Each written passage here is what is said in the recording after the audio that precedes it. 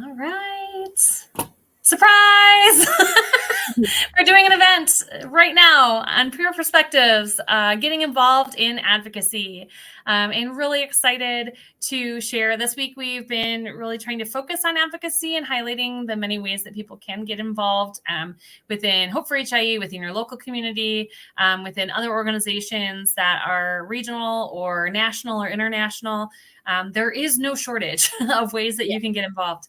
And I really want to emphasize as we get started here that anything you do to get involved and to advocate, whether it is for your child or for the community or a part of a adjacent community, it makes things better. So it's whether you have 5 minutes, 5 hours, whatever it is, that truly can make a difference in ways to improve care, improve representation, improve all sorts of things. So my name is Betsy Peelan. I'm the Executive Director of Hope for HIE, and I am joined today with two of our fantastic parents who have gotten involved in advocacy. And so I'm really excited to introduce the community more broadly, obviously, to both of you. Some of you may know them, and some of you may not. So here's your chance. So I'm going to start with Tina. And Tina, if you want to give an introduction of who you are and your connection to HIE and a little bit of that. Sure. So I'm Tina. I am from Seattle, Washington, and I have a 4-year-old daughter, Olivia. She was actually born with HIE, and we found the community shortly after, a few months into our journey, actually by a previous coworker of mine who had mentioned it. So I got connected because it was something that with her being her first child, it was a kind of blast hit to parenthood. And we definitely needed all the help we can get at that point. So that's how we got connected with HIE, our Hope for HIE, and started our journey. Great. Anna. Hi, I'm Anna. I have my daughter, Gianna. She's almost going to be 3 in a few more months. And I heard about Hope for HIE while she was in the NICU. The social worker mentioned there's a website. So I did my research. I joined Facebook and all of this because I'm like, what is this? Haven't heard. And she's my second baby, but they are 10 years apart. So it's like starting all over again. And starting to reading baby books and everything. And then when she was diagnosed with HIE, it was a whole new world. Yeah, it really feels like the rug gets pulled out from under you. Yes. And for those of you that might not know, my son Max was born almost 12 years ago next week. And same, there was nothing 12 years ago. There was definitely nothing easily accessible. I went digging into the internet, as many of us do, after being told that there was no one to connect to, no organization, no support, or even just a local family to connect to. And I found 3 parents who were blogging about their HIE experiences across very different outcomes, which is, I think, really helpful for me early in the journey too, because no one really has a strong idea of where you're going to go with this. And even almost 12 years later, we still have things that, evolve and change and all of that. And so when each of the moms that I connected with early on referred me to the Hope for HIE, the Facebook group, and there were about 200 families that were connecting at that time from all over the world. And I finally found like a sense of peace, and that I was connected to people that no matter what we might be facing, we would have a good group to lean into and to ask questions of things that might come up. And I have a background in marketing communications, so was hoping to give back and use that to get the word out about the organization and build the organizational side as well. So it has been a journey, and it's where we've been. This HIE Awareness Month that's going on. Our theme is Transforming Hope. So doing a lot of reflecting on the many people that have contributed to the growth of this organization, and making sure that families aren't alone, that we have these, programs, services, and opportunities to work together to improve care, improve connection, improve research in the state of HIE. And there's been a ton of growth over the past decade, just overall, in and out of the organization and around the world. And so we're going to talk today about both of your stories and how you've gotten involved in different facets of advocacy to hopefully, inspire other people to find their passion and where they, feel they could make a difference as well. So, Tina, let's start with you and what you've gotten involved with so far with your journey. Sure. I think advocacy definitely started off as something I felt I had to do with my daughter's care and making sure that she had received good care. Obviously, with how the start of her life began, it made me just lose all trust in the system for healthcare and providers in general. So that's something that I really had to work back up to and make sure that we had a good team on our hands, especially knowing that my daughter's brain was now hurt and I need help on how we can move forward with this. And so from that perspective, it felt forced, but I'd say over the last few years, it's actually feeling a lot more of my choice now of like, I want to help where I felt I didn't get the help in the beginning part of our journey. And so for me, unfortunately, we didn't have like the HIE gift box in the very beginning in the NICU department. And so it was a very lonely journey before we found Hope for HIE. And so knowing that I wanted to be able to step up and start sharing our journey, especially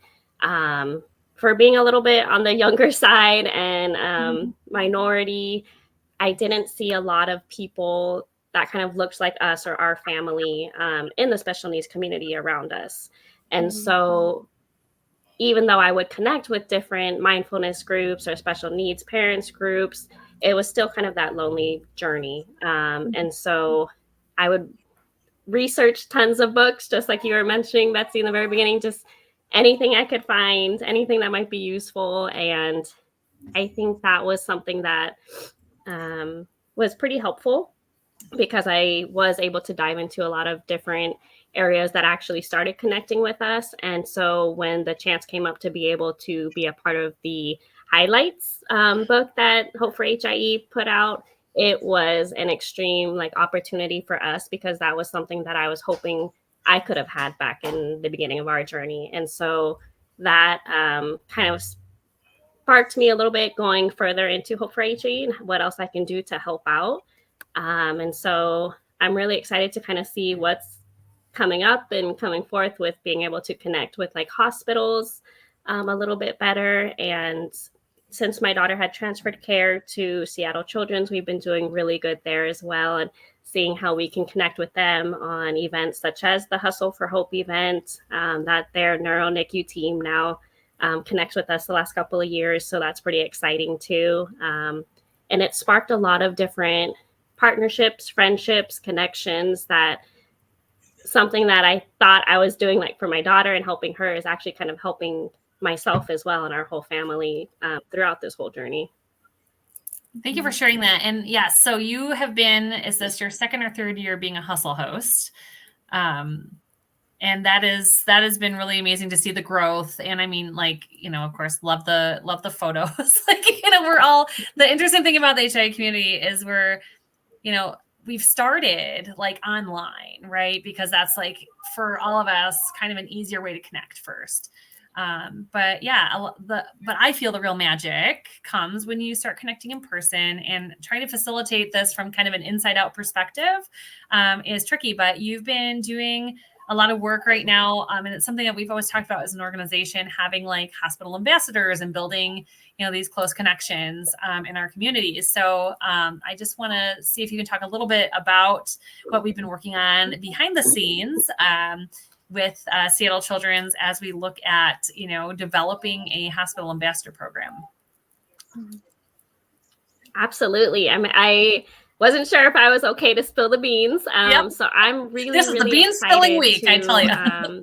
Help be a part of help be a part of partnering with Seattle Children's and the Hope for HIE community to pilot the hospital ambassador program. So where those who are diagnosed in the NICU, they would be connected with myself as well. So a part of their HIE basket that they get would also have, to my understanding, like a little card of myself of a local family that's in the area that, you know, on their terms are more than welcome to connect with me.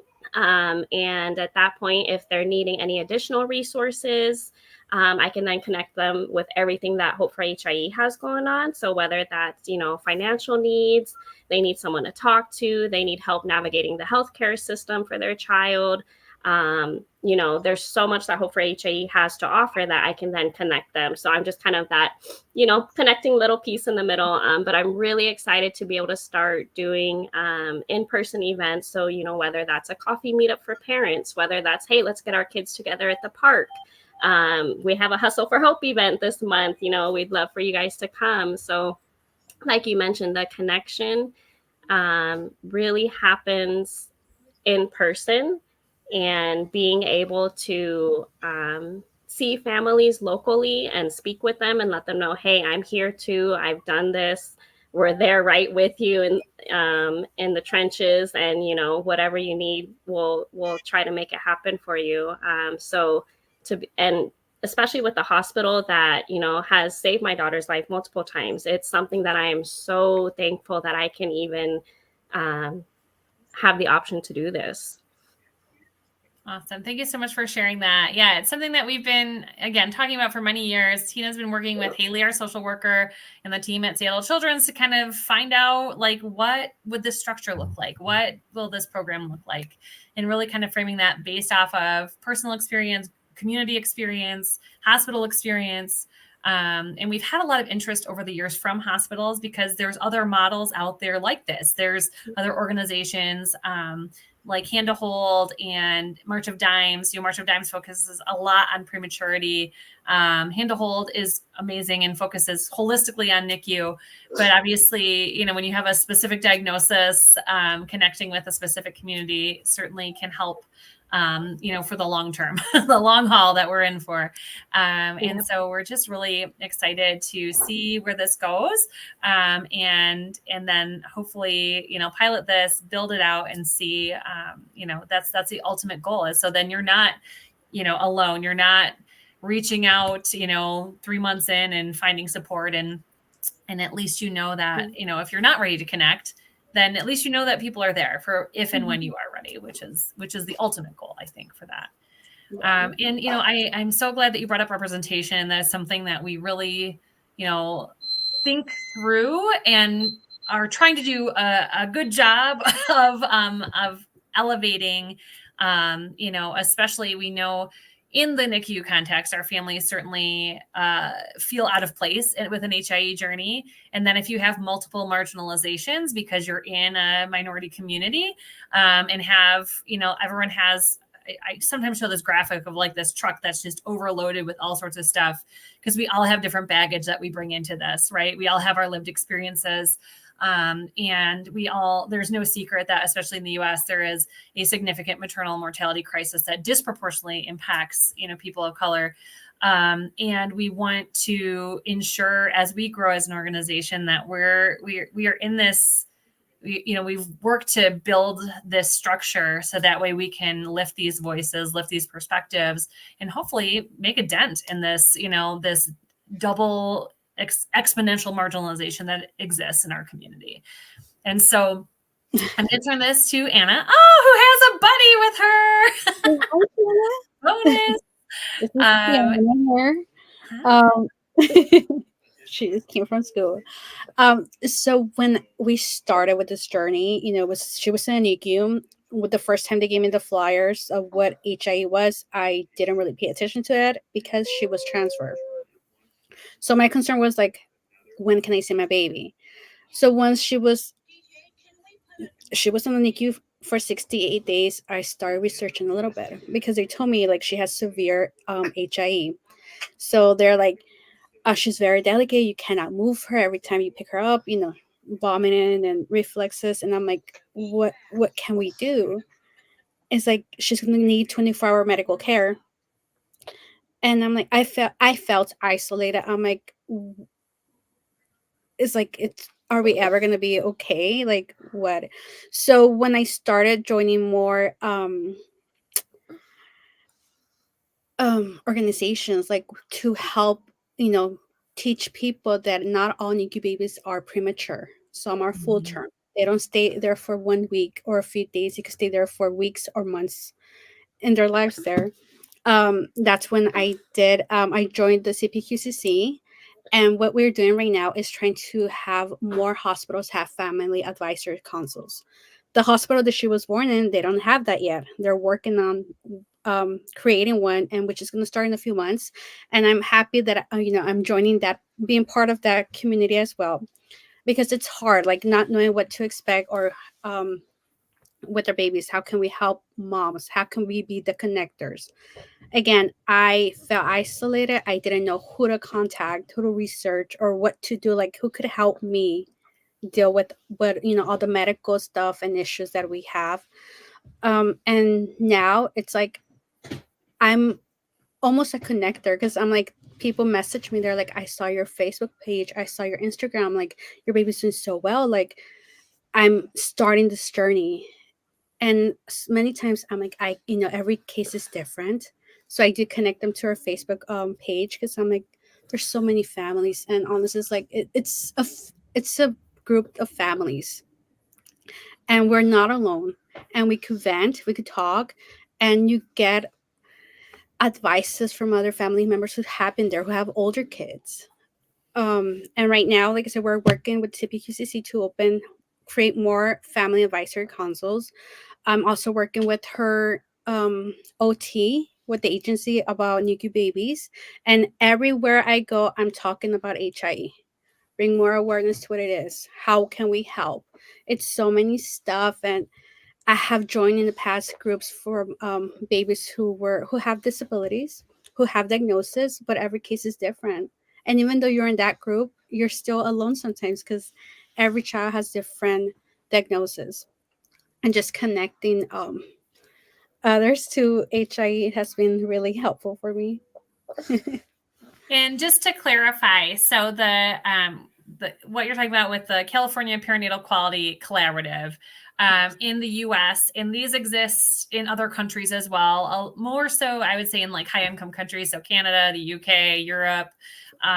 But they are in the U.S. Each state has a perinatal quality collaborative, and so you have gotten involved in the California collaborative, and they're an opportunity to come together with other providers and patient families in that space to work on quality improvement. And so, this is, I was so excited and maybe you can share a little bit about your recent presentation about, that you got to do at their recent conference with your experience.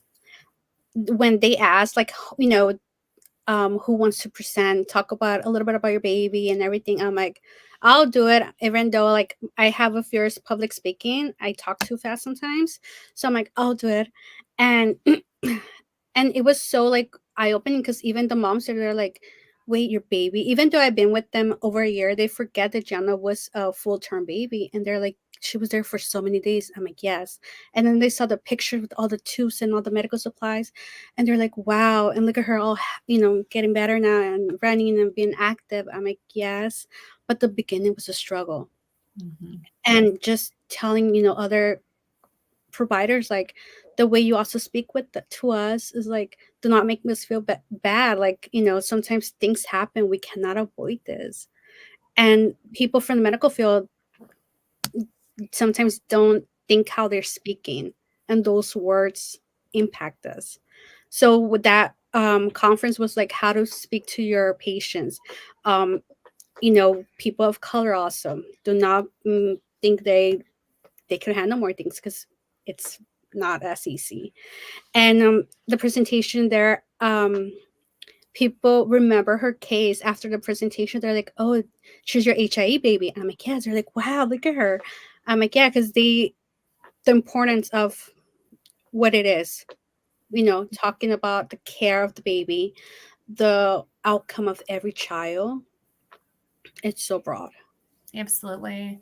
And when we first talked about that opportunity of getting involved, of having that representation, that's exactly how this changes, is to have seats at these tables. And it's sometimes hard. Like I one of my big hopes is I'd love to have, because a lot of times the clinicians and researchers, like, they are so focused on only data, right? And we have like anecdotal data. Like, we know what we know. We have this huge information share with thousands of families, but they're looking at like what is published in a journal, right? Or what is published in demographic data.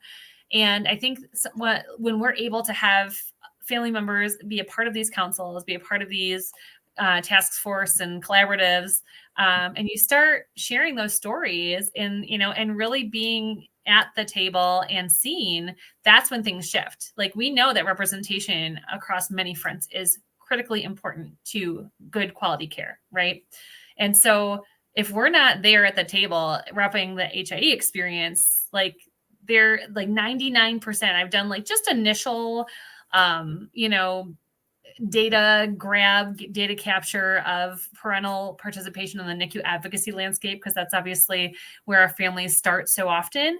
99%, of engaged parents in these NICU advisory councils and perinatal collaboratives are preterm families.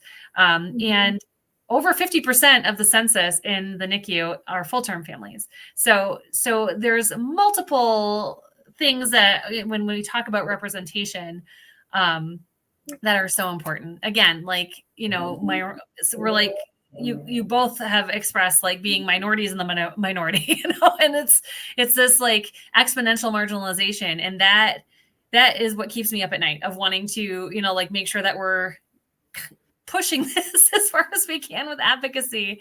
And you're making the change. You are, there's always this quote of be the change. You both are being that change. And it takes so many people to do that. But the more that we can get at these tables and share these stories and focus on more equitable quality care, I think that's where we're seeing a lot of this change happening. So I know, Tina, so I want to go back over to you too, because I know, we all know with HIE, you can, the subsequent diagnoses sometimes come and pile on, and, all of that. And I want to talk about how in the advocacy landscape, especially outside of the NICU, transitioning, that, we as an organization also have affinities with different diagnosis specific organizations. And I know I've seen you featured with like the LGS Foundation, and I'd love to hear more about that, because, we focus on HIE, but it's an umbrella, right? And it's like I call it the catalyst diagnosis that can lead to other things. And there are some organizations that focus on those things. And so, it's really wonderful when we see families get involved in multiple fronts. So if you could talk a little bit about that. Yeah, definitely.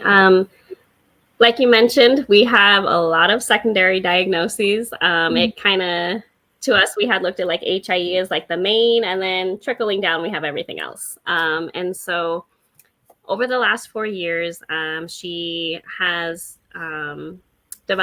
she had seizures right away in the NICU. So we knew she had a seizure disorder. So she had epilepsy.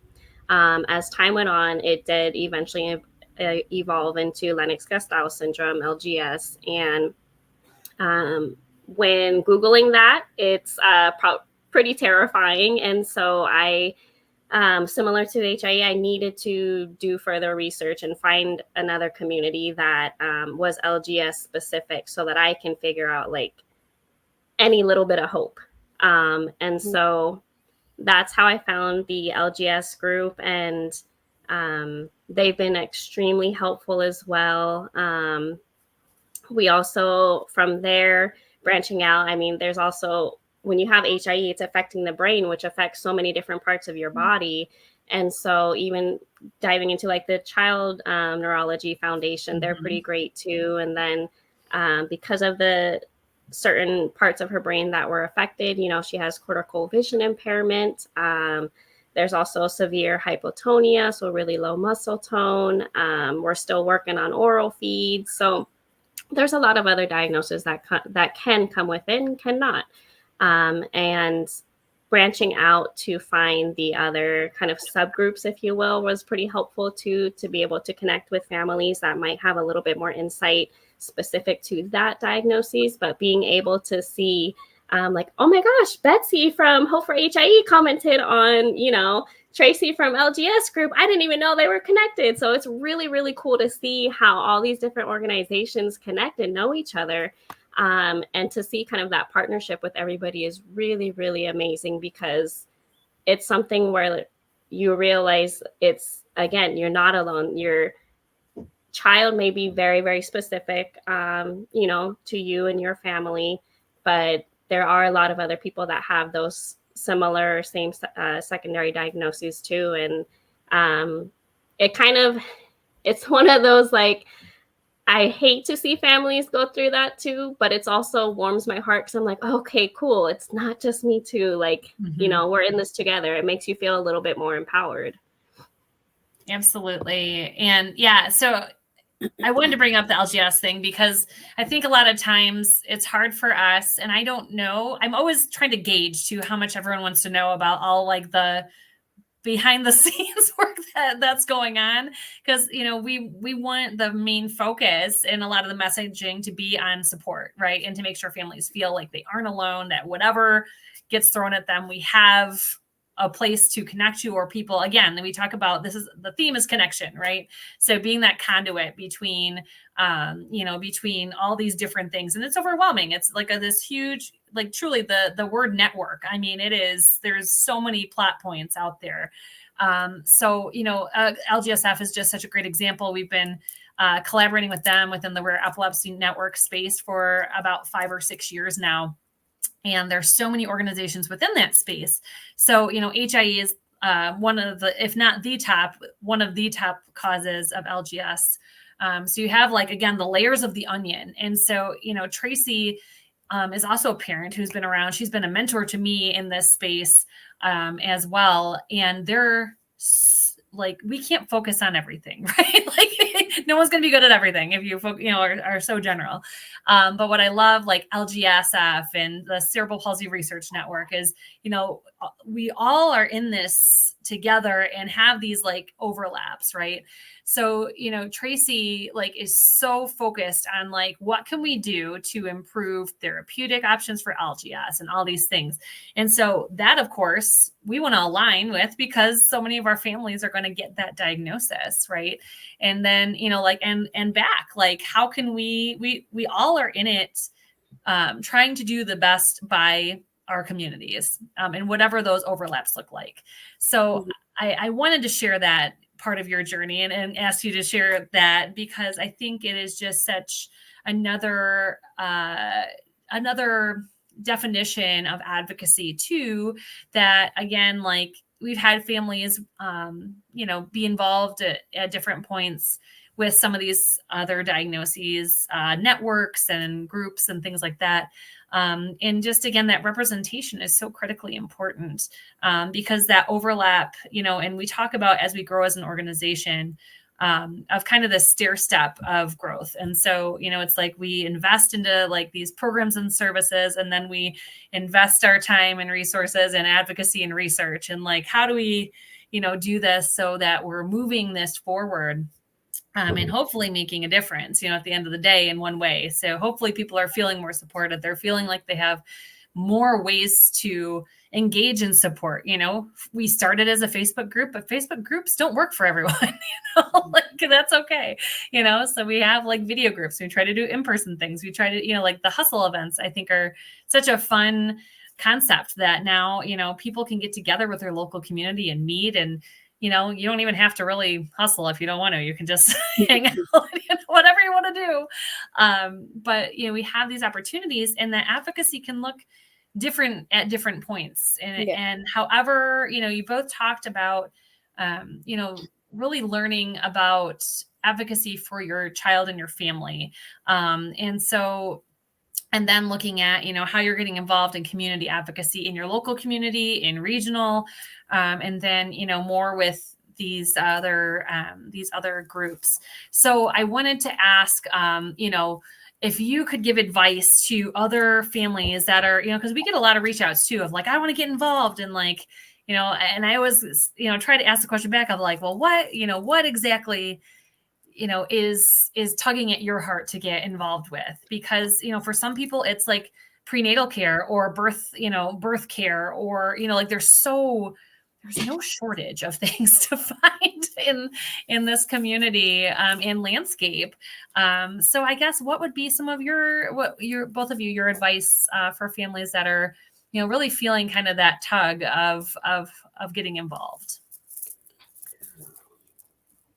And whoever wants to go first.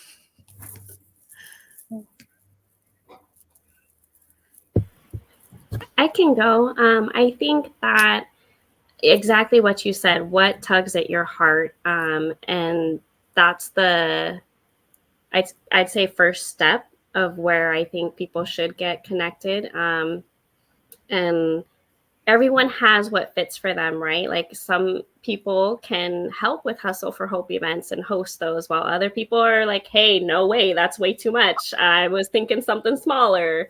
And that's totally okay. And I think whatever best fits your life and your heartstrings is what would make sense. Because I think, especially for myself, even in the very beginning, only speaking out of my experience, I wanted to do so much more in the very beginning, but I also needed to come to the realization of like, I just got hit pretty hard in my life with this, and I need to make sure, I'm in a healthy spot before I'm helping. And also making sure, my family unit is taken care of. And then, as outside from that, like, everything else can come in and be, volunteer work and help. But I think just making sure that, your family is taken care of. And then outside of that, whatever is, kind of up for grabs, there's everything and anything to be able to help with. And, for me personally, I think the Hustle for Hope events it started off virtually, and it was something that was pretty simple, I would say, for us to do, that we just kind of trialed to see like, hey, let's check it out. Let's try it. And I think it was one of our first one. I just briefly mentioned it to some family members, which then spread it along to other family members. And we ended up having a huge amount of people who, even family from out of state, had participated and sent us pictures of like, oh, we're running for your daughter. And oh my gosh, I'm going to get like emotional now. It was so heartwarming to see that, wow, all these people really want to help. And so it was something for us where it was like, okay, that's a no-brainer. We're going to keep on doing this. We didn't realize there's this much support out there. And so I think even if you have even just the slightest little bit of like, oh, I think I might want to do it, you can try it. You don't have to. This is not concrete. If it doesn't work out, it's okay. There's other positions, other volunteer opportunities for people. So it's not something that you're stuck with. If it's something that you thought it would work out and maybe it's not, totally okay. Yeah, like you said, Tina, you have to take care of your family first and be like okay with yourself as well. Because like you, sometimes I'm like, oh, I could do this, I could do that, I could do everything. And then I'm like, wait, that's too much. Like, take it easy on yourself.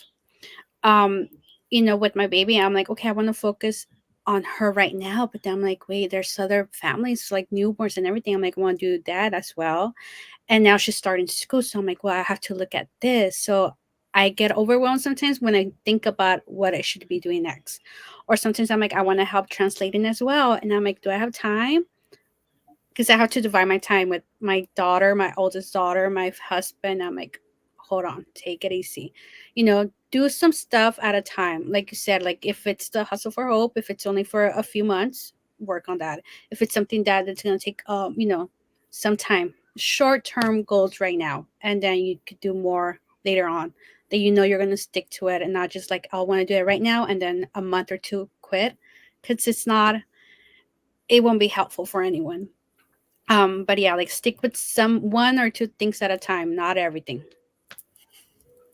That's really great advice. And I also want to ask you, Anna, when you're, and Tina, both of you, because I think a lot of people really want to get involved, but then they are really scared and nervous because they might feel like, oh my gosh, sharing my story, can I do it? Is it going to be, too overwhelming? And I was kind of, to preface, when I have conversations with people, but I obviously want to get your input and your thoughts, because you mentioned, especially Anna, that you were nervous about public speaking. And like I myself, I have a background in marketing and PR where I am elevating other people.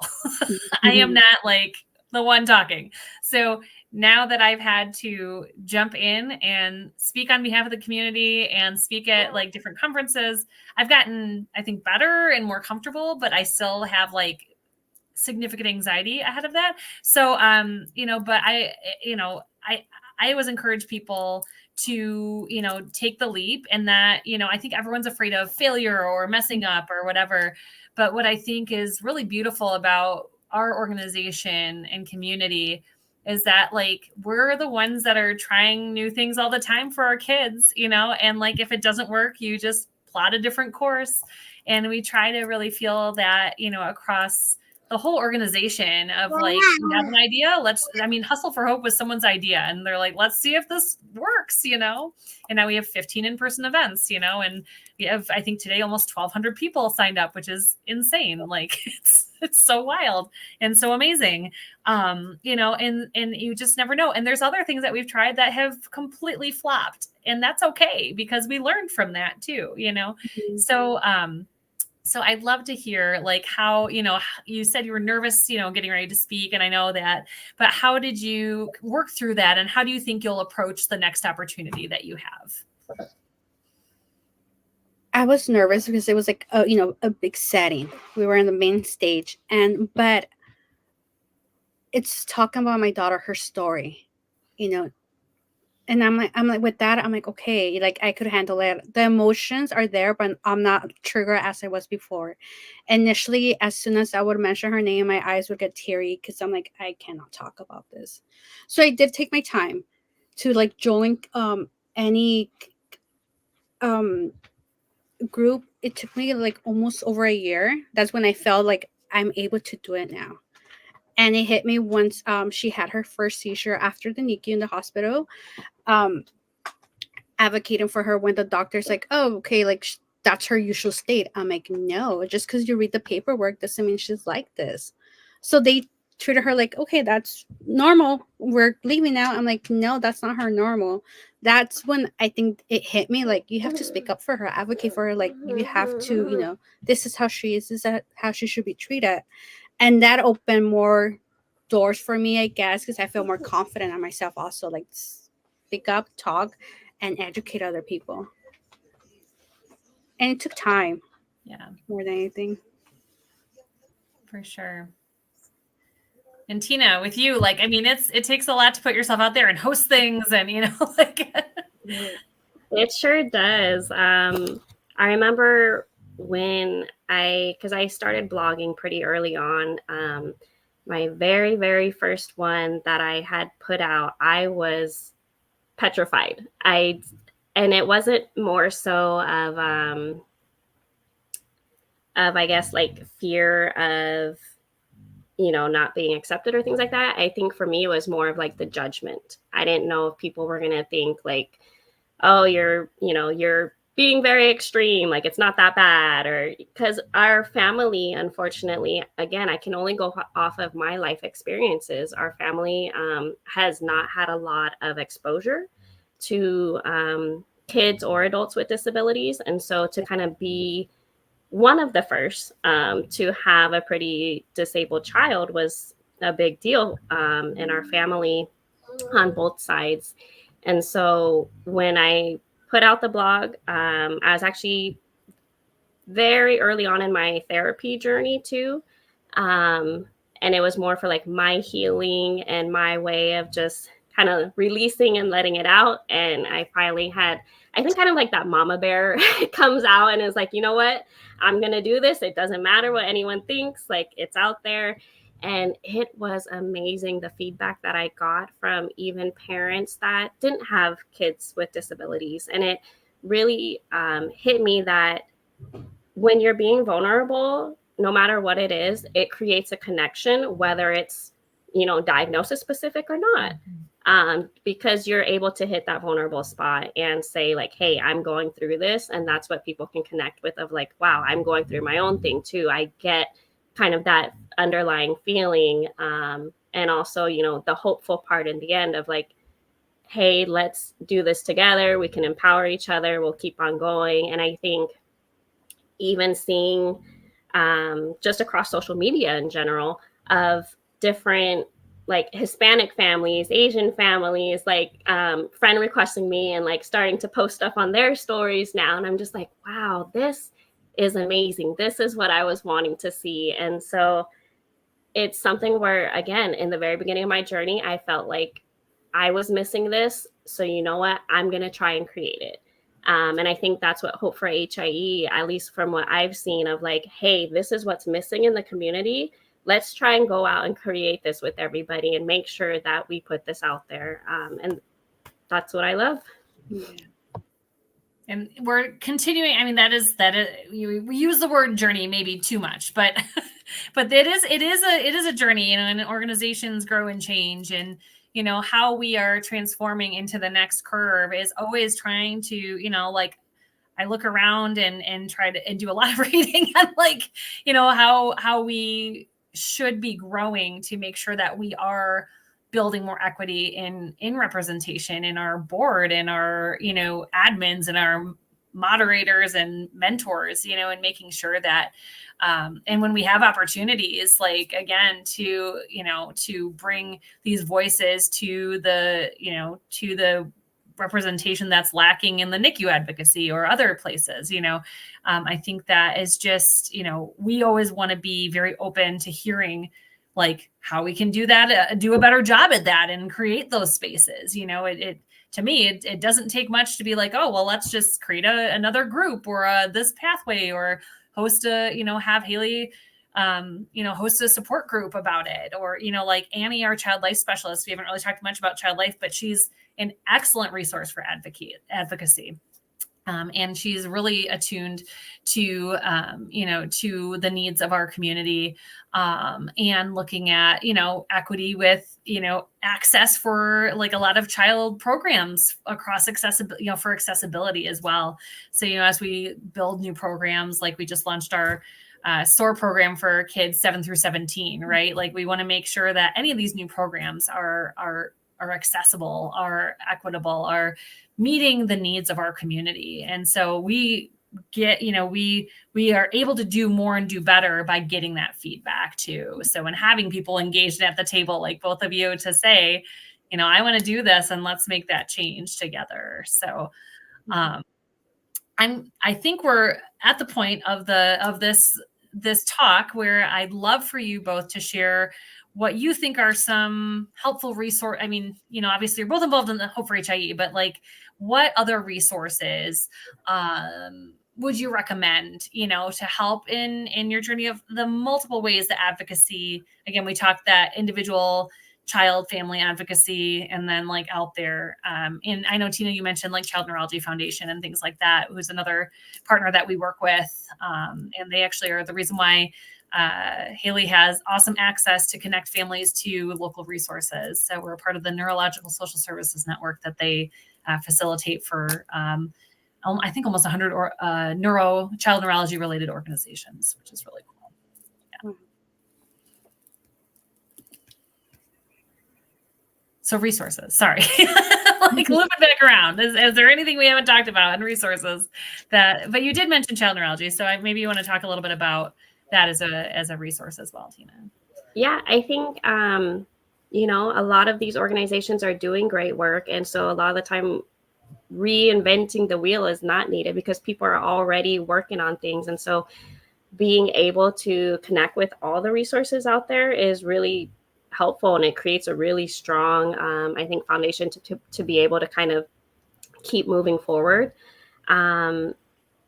again, I've done more diagnosis specific, and then just seeing like, oh, who are they following? Oh, I like what they posted. Let me check out this person's thing. And so that kind of led me on the journey of being able to find, Child Neurology Foundation. Epilepsy Foundation has been great too. I know they have a lot of resources. They do runs every year as well.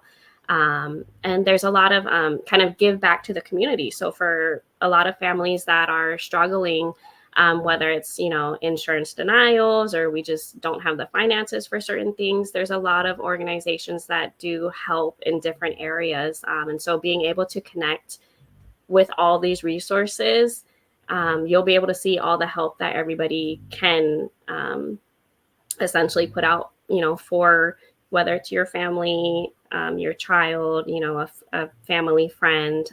It's really helpful in the journey, not just to connect with people and to get the education that you need, but also, the help when it comes to different equipment or supplies. Yeah. So me, like, I'm in LA, it's a big city, a big county. So more than anything, I have local resources like East LA Family Center, which opens more doors to other resources. I also have one with it's called Spirit Family. It also opens door for families who with special needs kids. And what else? Which one else? I think those are the two local ones that I have joined also and participate, and they're really helpful. Like not only for the families but for us, because sometimes like moms need that support as well. But that's it, I think. That's really helpful. And, I was in a conversation earlier looking at parent well-being, and the conversation was really focused on like, it was really on if providers, if they ask like how you're doing as a parent in these visits with your child, when that is, and do they continue long term. And most people around the table said, everyone gets asked like the first year or two, and then like they stop asking. So has that, I think there's always, like I said, no shortage of room for ways to improve. And, that's something that as we look at this, like, as, out of the NICU, like there's, these barriers. The NICU is one part, it's the start, but it's, it really just gets started from there for so many of our families. And then looking at, how that care and that community wraps around each family moving forward. Mm-hmm. Yeah.